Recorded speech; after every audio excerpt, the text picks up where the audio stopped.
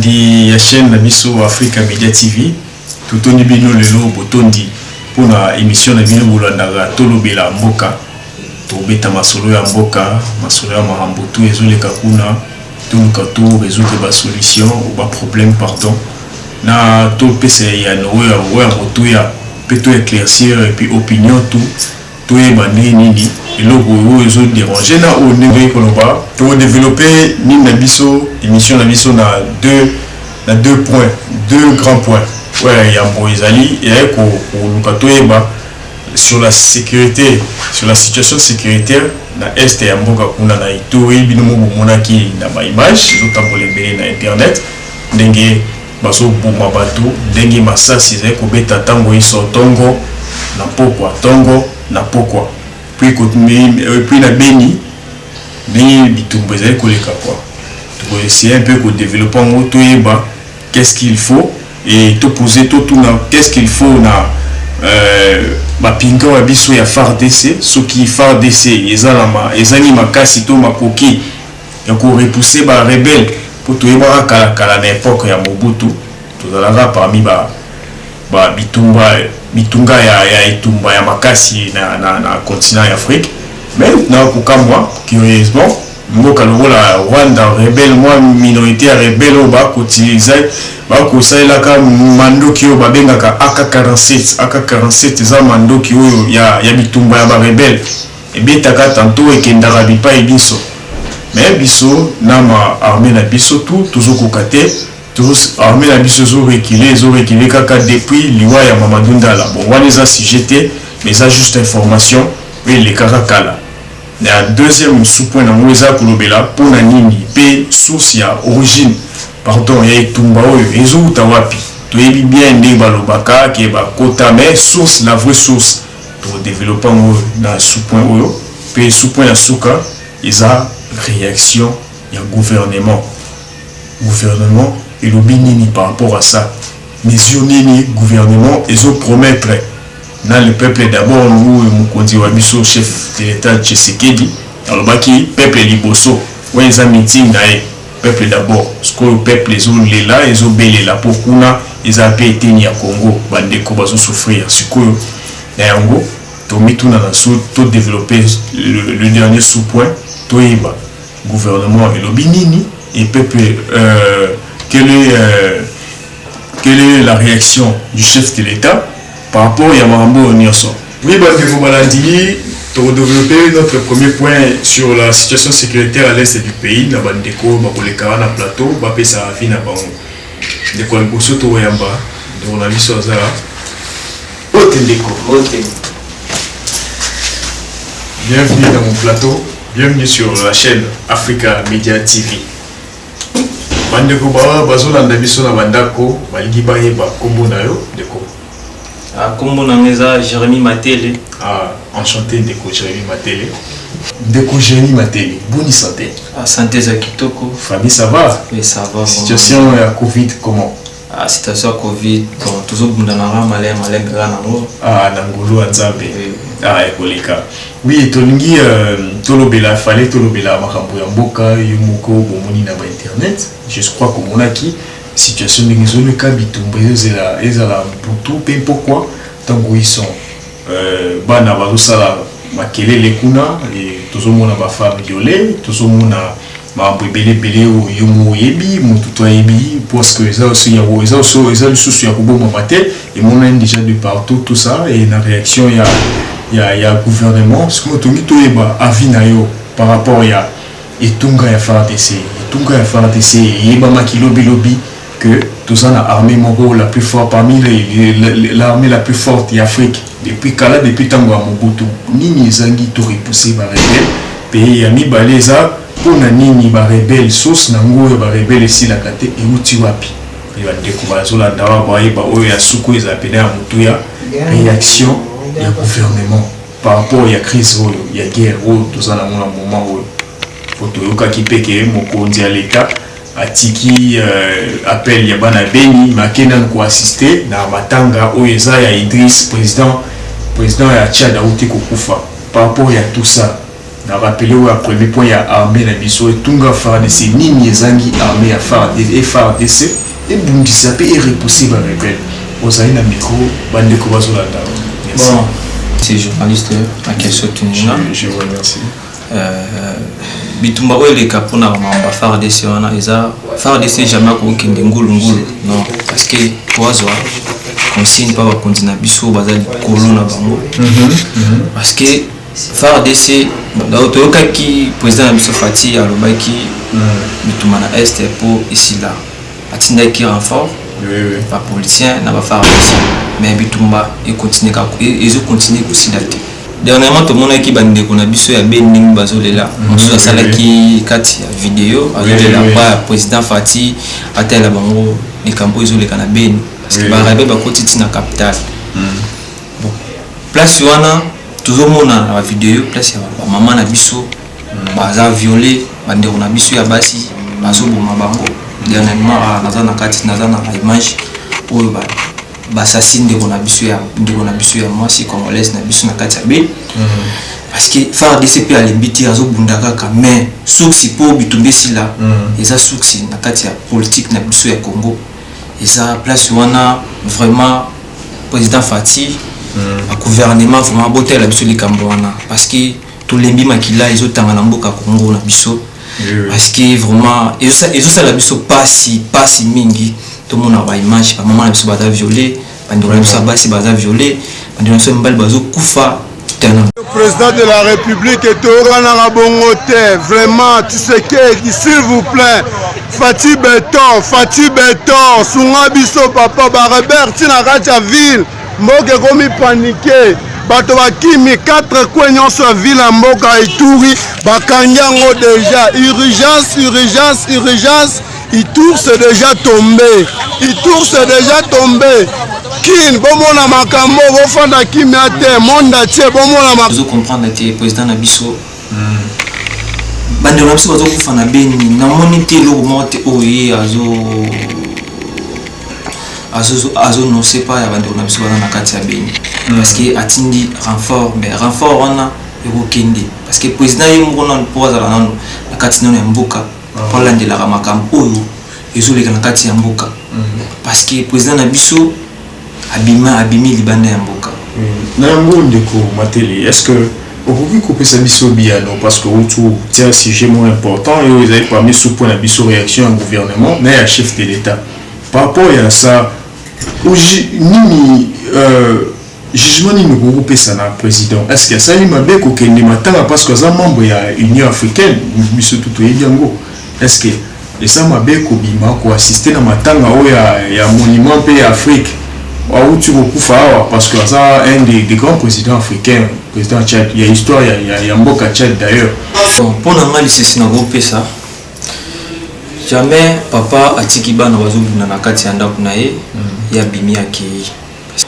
Bon, pour nous, il y a mabepa ya chef de l'État na biso parce que atiki bitumba eza na kati ya ben parce que bata ben trop bazolela na kombo ya président. Parce que mutu oya kotia kimia na kati ya ben eza président na biso moko Fati parce que tout le monde a qui na tango ya président na biso sortant Joseph Kabila bitu mezala ki makasi bongo te mais tango ya président na biso Fati bitumba ekomi makasi parce que ba koti tinga capitale ya ben ilonga na nsenga pas président na biso atala nanu gouvernement na ye parce que ba homme politique ndé ba mutu ba yebi source o ezoleka na kati ya ben. Oui, c'est ça. Parce que c'est normal. Ndeko Jérémy, merci pour la vie où tu coupes ça. Ndeko Balandi, Bouloki, Ndeko Nabiso, Ndeko Matele, Apisi Avinae, Yalubike, Mokonzi Mboka, jamais à Koniko Bima, Atikibana na Pasi, Akeina Matanga Poya Moko Abango, Akufela qui est pourtant. Bana bazana bitumba ezali vraiment makasi pe apparemment ils sont les plus sérieux par rapport à Yawana ya pesi avinae pour naie gouvernement politique il faut s'immobiliser basala quelque chose au lieu ya connaître chef de classe et chef de l'État akende libanda mboka pour atika raba etumba boye basala ba marche tout ça c'est pas bien ndeko Jérémy tokomi na suka ya partage oya ngana yo tolingi tokamwana pesa mbote na bato oyo yebi moko mibale misatu na baimboka. Bon, na pesi non merci pa na yo merci na kati ya tonga na yo parce que vraiment bon na za mingi olumate na pesi mbote na mère na ngamoko azana kati ya kini wana mère Genimba na pesi mbote na papa na ngamoko François Matele Mando na pesi mbote na ba mina nga nyos o nga na yebi na pesi vraiment mbote pa ya ingénieur na biso moko Marius Kimbeni. Oui, bandeko balandi wana ezalaki bongo ndeko wa biso Jérémy Matele apesi avis na ye par rapport à la situation sécuritaire à l'est du pays. Toko développer masolo na biso na deuxième invité Roya na Sima après puis Bolanda. Merci. Tout est grâce, tout est grâce. Tout est grâce, tout est grâce. Tout est grâce, tout est grâce. Tout est grâce, tout est grâce. Jamais moto ya utana dans America et loko. Tout est grâce, tout est grâce. Oui, bandeko balandi émission Tolobela Mboka. Tozo lisusu na plateau na biso pour tobandei kolobela sur la situation sécuritaire ya Mboka. Tozo ki émission ya invité à Yambo ndeko moko uti koloba ndeko Jérémy Matele. Aloba qui a pensé qui a vu nae bino nyoso boyokaki et c'est clair là-dessus pour comprendre boni ba réalité à armée la biso et origine source ya Tumbawana na réaction au gouvernement. Donc on deuxième invité na biso pour couper ça peut à Vinae par rapport à la situation ya Mboka. Bonjour Ndeko. Bonjour Ndeko. Madame, bienvenue sur mon plateau. Merci beaucoup. Merci. Santé Boni. Santé Kinya, Nzamba Obatela Biso. Nzamba Obatela. Libota ça va? Libota ça va, malgré le coronavirus, mais ça va. Crise ya corona, Boni na Libota. Crise ya corona, toujours profiter na moka bongo, to misani na mo déjà. To misani na mo déjà bongo. Ah oui, c'est ça, oui, Ndeko. Tobandé kolobela sur la situation sécuritaire à l'est du pays. Oui, très bien, évidemment, oui, bien, nous sommes à Makassi, na est wana, panique est à Makassi, Masasi Kobeta Tongo midi, pourquoi? Na yango, tolingi to développer ngo na 3 points. Premier point ça ya komitu na armée. Ndenge nini armée na biso ya FARDC oye banaki na époque ya Mobutu armée mo ya Makassi akoka ko repousser ba rebelle te ba komati na niveau kokota na kati ya capitale. Donc, sur le premier point là, qu'est-ce qu'il faut et qu'est-ce qui manque à FARDC à Kaloto et Baka. Tout le monde a 30 jours à défiler, Mindou qui est belé. Et le connaît les amis, Mindou qui est le deuxième point, deuxième sous-point, pardon, pourquoi les sources Bitumba, depuis des générations en génération. Mais la vraie source, c'est Zanini. Où ça qui Bitumba, et à la Rabana Mboka, il y a un peu plus d'éclaircissement. Et il y a sous ça réaction, il y a gouvernement, il y a un chef de l'État ou juge en dernier. Ou le chef de l'État s'allie à Malamuto et Zamabé. Merci aux Liloba, à vous la parole. Merci Ndeko Christian, merci à l'émission une fois de plus. Merci pour la question de Tuningai. Situation à Congo lelo ezara pasi. Ceux qui te vendent kokanisa mboka na biso Congo bisika to komi lelo ezo sala pasi parce que je vous assure du jour au lendemain makili zo tanga na est na Ituri na Beni makili zo tanga makasi pour na likambio yeba mambo ya FARDC oyebi soda akendaka itumba te soki batindi ete. Oui, c'est ça. Soda akendaka itumba selon ordre. Donc azozela azwa ordre na mokonzi na ye pour que ye akende ko défendre mboka. Mais ceux qui peuvent nous azwi ordre na mokonzi na ye te soda akendaka itumba pamba te, donc akendaka itumba sous ordre. Lelo yo FARDC ceux qui a commis na faiblesse tout le bas bongo na faiblesse par rapport ya banguna oyo baza en face na ye en quelque sorte eza parce que bazokoma ti bisika oyo bango bakomate bazokende sous ordre ceux qui bayebisi bango botelema batelemi ceux qui bayebisi bango boavancer baavancer et tout ça là ezosala que puisque bango bazokoavancer te monguna azoprofite kokotaka na kati ya mboka na biso donc eza vraiment passé pour na point ya mibale oyo otuni ngai soki source ya guerre wana eza wapi oyebi ndeko Christian mboka na biso richesse eza mingi na est mais vous allez remarquer que soki kimia ekota na mboka na biso te bato ya liboso bazosala ke kimia ekota na mboka na biso te ce sont des hommes politiciens des hommes politiques parce que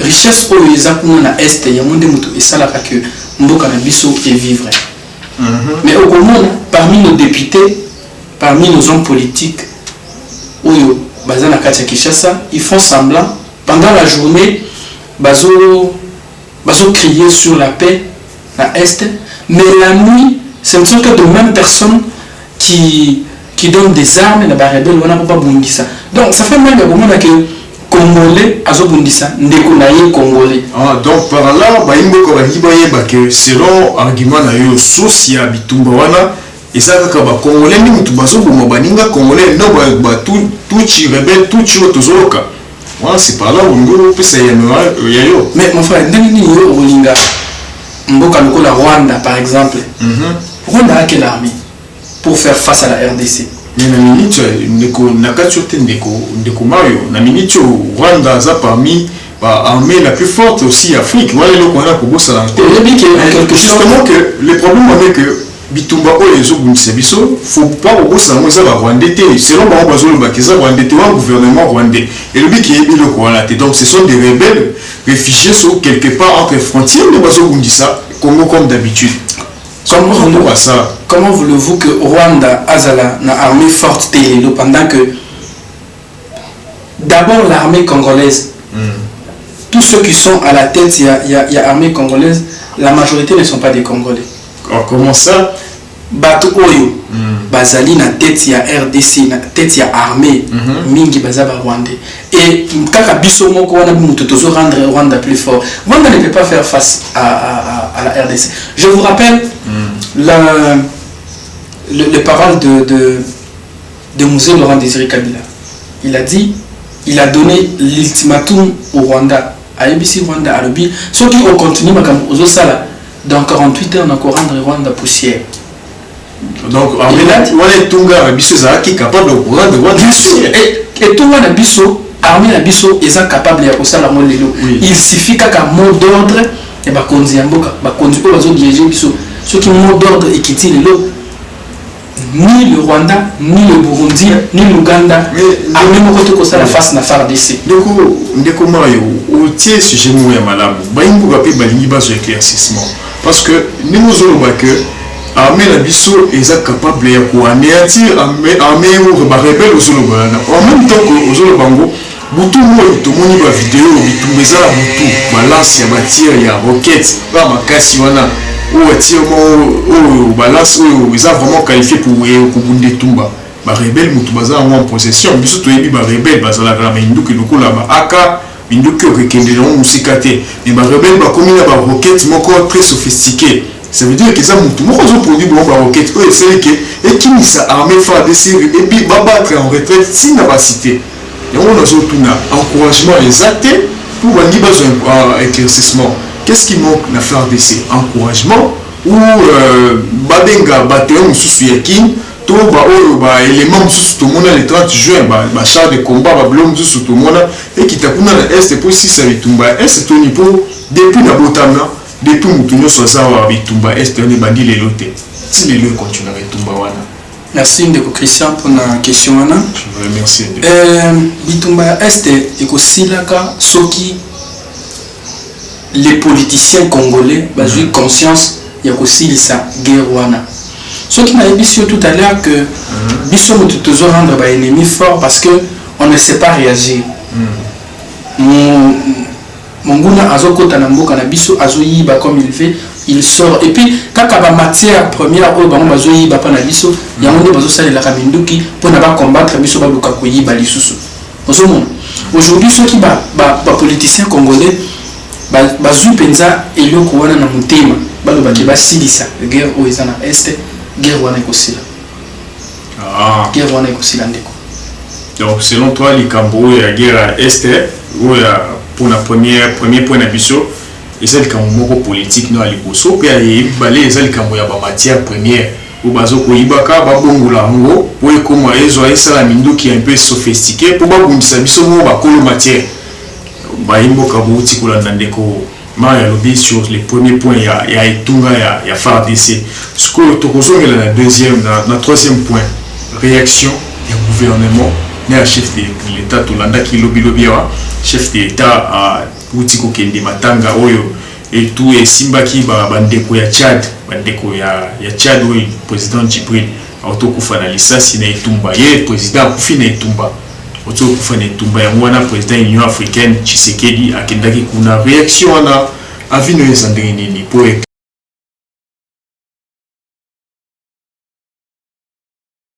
mission Tolomela Mboka.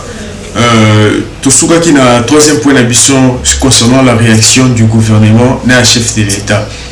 Mindeko Mario Tony Baimbo Bangi ba olimbo la bango réaction ya gouvernement. Est-ce que ils a réaction malamu ndenge chef de l'État atiki etunga ye akena matanga kuna na Tchad et pourtant kuna na Beni bana Beni bazolela ba maman bazo se faire violer bazo ganga que la meeting chef de l'État le baki sur le peuple d'abord mais le peuple d'abord en gros chef de l'État atiki qui kuna na Tchad pour la matanga étant donné kaza représentant il y a le président africain pour la merci. Oui, merci pour la question de vos Christian. Et donc acte au président de la République Assali ils a bien bien pourquoi bien parce que il veut honorer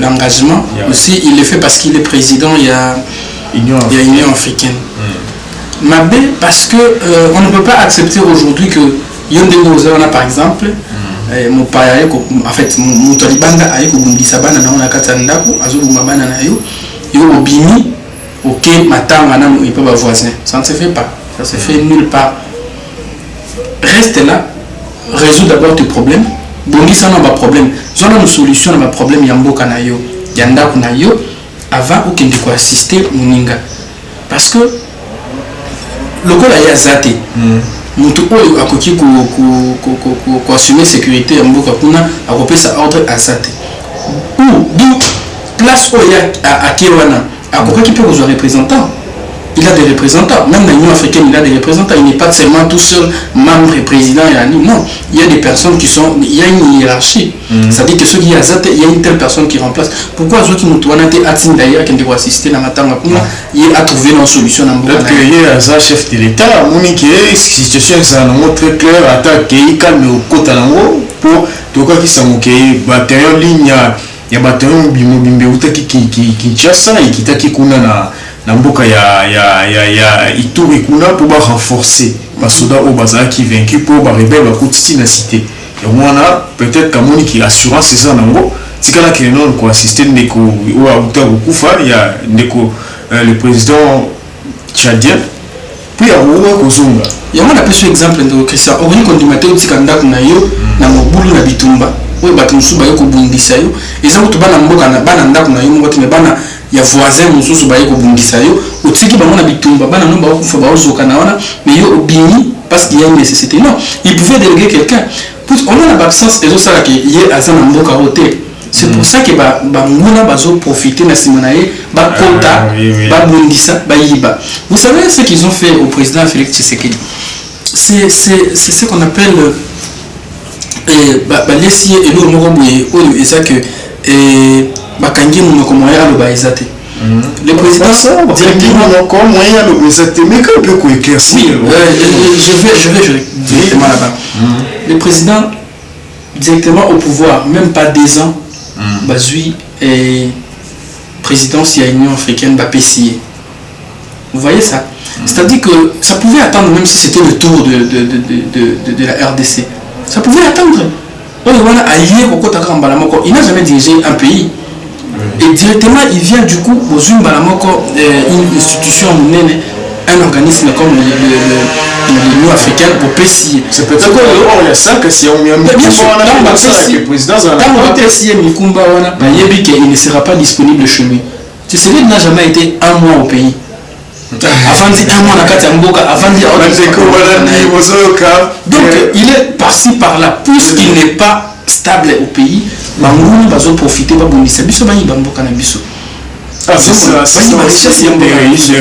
des raisons. Il doit être là.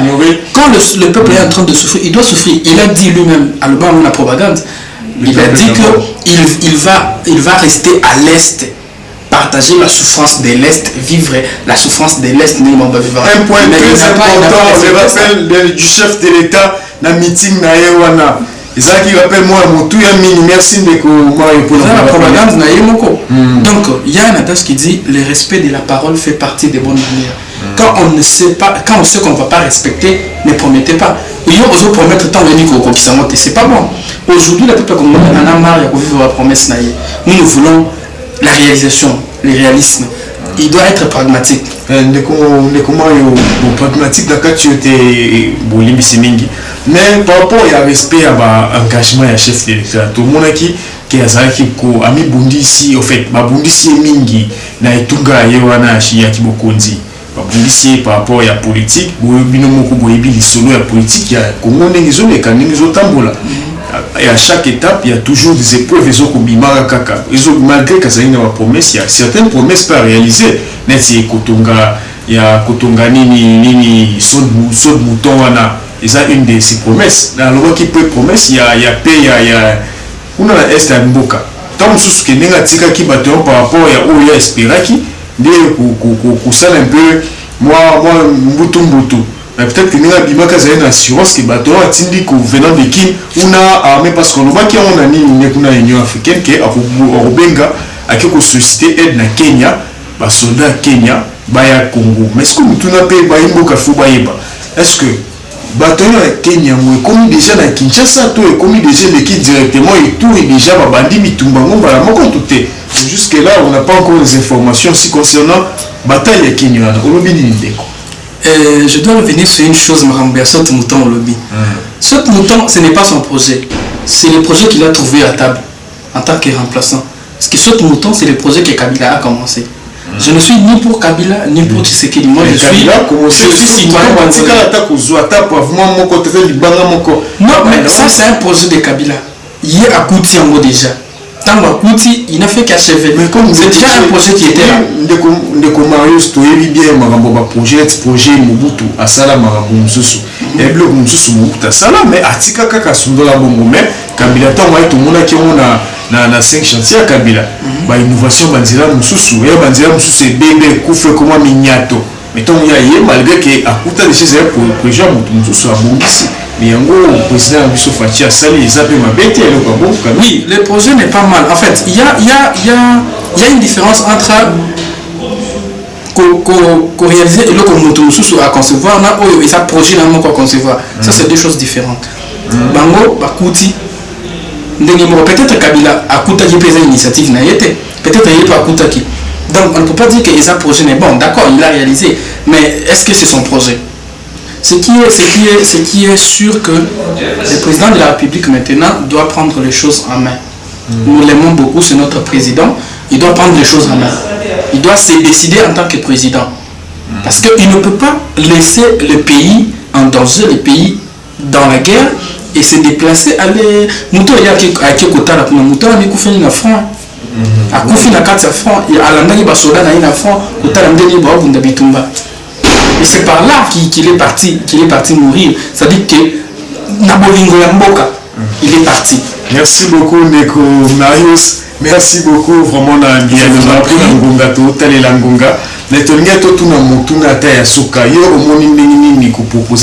proposition pour le chef de l'État. Bon, tout déjà ça a mis déjà à population. Qu'est-ce qu'on doit faire maintenant? qu'est-ce que les gouvernements doivent faire ou action ou le peuple pour ça, mini peuple à Est, qu'est-ce qu'il doit faire maintenant? Et bon, peuple à Est, il a ça parce que lui-même il est d'abord faible pour le moment. Peuple à Est, pour Abunda. Moi, je voudrais plutôt m'adresser aux politiciens congolais. Vous, les politiciens congolais, Oyo Bozo Pesa Mandoki, Nabango, Nababundisa Baning, Bandekonabino Congolais, souvenez-vous que vous avez des enfants là-bas. Ceux qui viennent à Baza Kunate, Batumusu, Bazana, Bafami Kuna, Oyo Bazana, Posa Komona Kate, Tango Nyoso, Makila et Tanganamboka. Nous avons besoin de la paix. Le Congo a besoin de la paix. Poto kende liboso poto construire mboka oyo esengi na kinya ezala pour ceux qui kinya ezate moyen mboka et avancer ezate. Nous avons besoin de la paix. Arrêtez s'il vous plaît, arrêtez de donner des armes aux ennemis parce que vous rendrez notre pays plus faible. Oui. Arrêtez s'il vous plaît. Donc tolingana toza ba congolais lokwa tolingana topesa kimia na est ya mboka na biso. Les peuples quinois, les peuples congolais, d'ici quand nous sommes bozali, tout soutenir bandeko na biso au bazana na est, au bazana Ituri, au bazo la tango ni somakila izo sopana kuna. Voilà. Na monaki initiative ya président Martin Fayulu oyo auti ko ça marche pour na kosenga kinya ekota. Ça c'est une bonne initiative. Bien que la Congo to ngakate bato ba vérité. Quand quelqu'un dit la vérité et to yinié, on pense qu'il a des partis pris non. Mais nous avons besoin de la paix dans notre pays. Merci beaucoup, Ndeko Marius Woutikulanda.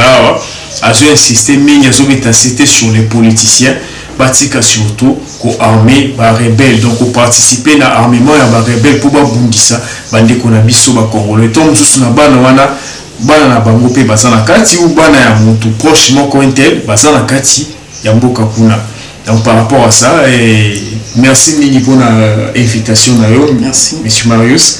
Et on peut s'y botter, nanani, moi il a suka pour la comme les gens suka émission. Merci de Christian. Merci. C'est Pelindenge de partager moment Oyo parce que tu vois c'est quelque chose qui touche notre nation. Oui, c'est ça. C'est ça qui est tout le bas. Et naza choqué ba konzemboka ba koyo kabiso ba koyo kolela biso ba pesa kimia na mboka. Voilà, la PSI, merci na Libota Nangai, la famille Kimbeni, ingénieur Tonton Kimbeni, bon rétablissement à toi. Et Père Serge Kimbeni, Maradona Kimbeni, bon mariage à toi aussi. Voilà. Et donc Kimbeni, Jimmy Kimbeni, et puis toute la famille, les enfants, je vous aime beaucoup. Voilà, c'est papa, merci. Merci Mini Ndeko Mario, c'est ça qui a causé mon coup na émission tout le Melamboka, c'est mon mingi. On se revoit à la prochaine. Merci beaucoup. Merci beaucoup. Merci Koubalandi, émission tout le Melamboka. Merci Nabilo Mingi. Merci Bozaki Belé Kolanabiso en direct. La chaîne Nabiso Africa Media TV. Merci énormément. Donc, nous souhaitons que vous s'abonnez massivement à la chaîne Africa Media TV. Africa Media TV. Et la chaîne Nabino à Tangoïson, de temps en temps, tout le Minimum au Italimboka. Et il propose à la jour.